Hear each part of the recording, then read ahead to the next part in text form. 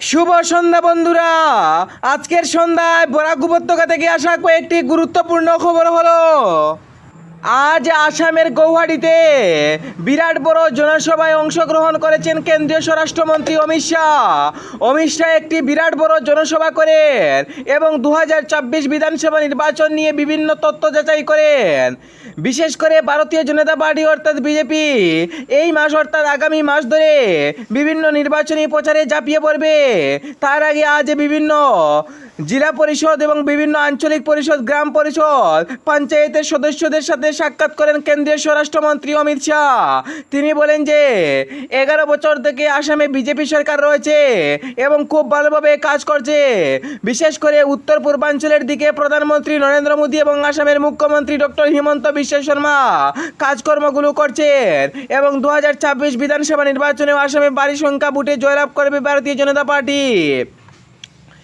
বিশেষ করে পঞ্চায়েত নির্বাচনে কংগ্রেসের ফলাফল একদম শোচনীয় ছিল। বিজেপি প্রায় 400টি আঞ্চলিক পরিষদ অর্থাৎ জেলা পরিষদের মধ্যে প্রায় 301টি জয়লাভ করেছে।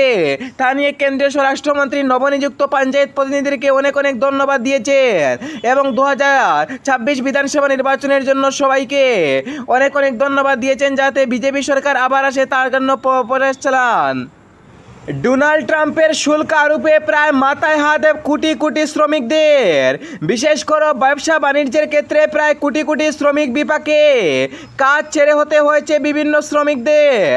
বিশেষ করে যুক্তরাষ্ট্রের রাষ্ট্রপতি ডোনাল্ড ট্রাম্প তিনি ভারতের উপর 50% শুল্ক আরোপ করেছেন, বাংলাদেশের জন্য 20% এবং অন্যান্য সকল দেশের সাথে কম, কিন্তু ভারত এবং ব্রাজিলের সাথে সবচাইতে বেশি শুল্ক আরোপ করেছেন ভারতের অর্থাৎ যুক্তরাষ্ট্রের প্রেসিডেন্ট ডোনাল্ড ট্রাম্প। এ নিয়ে তীব্র বিতর্কের সৃষ্টি হয়েছে।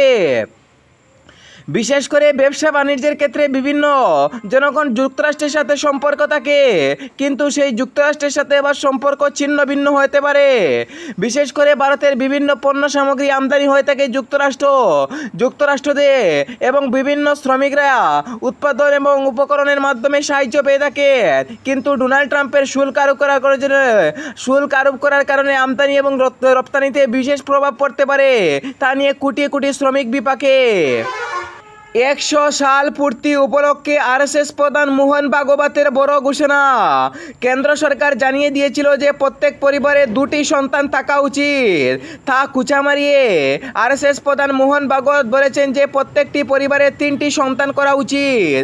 এমনই ঘোষণা করেছেন আরএসএস প্রধান অর্থাৎ রাষ্ট্রীয় স্বয়ংসেবক দলের প্রধান নেতা মোহন ভাগবত তিনি বলেছেন যে ভারতের জনসংখ্যা বিশ্বের দ্বিতীয় সবচাইতে বড় সংখ্যাগরিষ্ঠ দেশ, কিন্তু সরকারের নিয়ম নীতির মধ্যে রয়েছে যে শুধুমাত্র 2টি সন্তান থাকা উচিত। কিন্তু সরকারকে খুঁচে মেরে আরএসএস প্রধান মোহন ভাগবত বলেছেন যে প্রত্যেকটি পরিবারে 3টি করে সন্তান থাকা উচিত। কেন্দ্র সরকারকে তুপ দাগিয়ে করা ঘোষণা করেছেন আরএসএস প্রধান মোহন ভাগবত।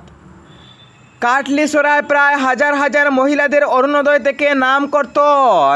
বিশেষ করে মুখ্যমন্ত্রী ডক্টর হিমন্ত বিশ্ব শর্মা সামাজিক ন্যায় ও অধিকার প্রদানের মন্ত্রকের বিভিন্ন অধীনস্থ গরিব মহিলাদেরকে মাসে মাসে 1250 টাকা করে দিয়ে থাকে, কিন্তু বিশেষ করে বরাক উপত্যকার কাটলিছড়া বিধানসভায় প্রায় হাজার হাজার মহিলাদের নাম অরুণোদয় প্রকল্প থেকে কর্তন করা হয়েছে।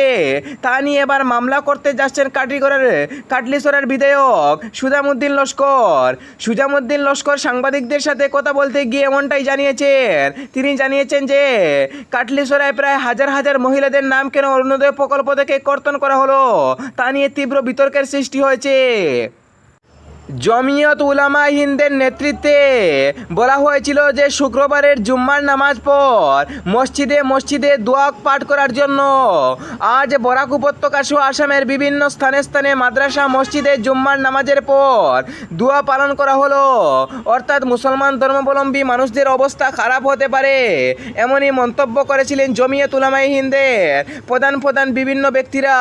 তা নিয়ে আজ মুসলমান ধর্মাবলম্বী মানুষরা জুম্মার নামাজের পর মসজিদে দোয়া পালন করেছেন, যাতে কোনো মুসলমান ধর্মাবলম্বী মানুষদেরকে কোনো অসুবিধা না হয়, তার কারণে এই দোয়া পালন করা হয়েছে বলে জানা গেছে। বরাক উপত্যকার 3টি জেলা কাছাড়, হাইলাকান্দি এবং বর্তমান শ্রীভূমি জেলার সাথে সাথে আসামের বিভিন্ন জেলাতেও আজ জুম্মার নামাজের পর মসজিদে দোয়া পালন করা হলো। এই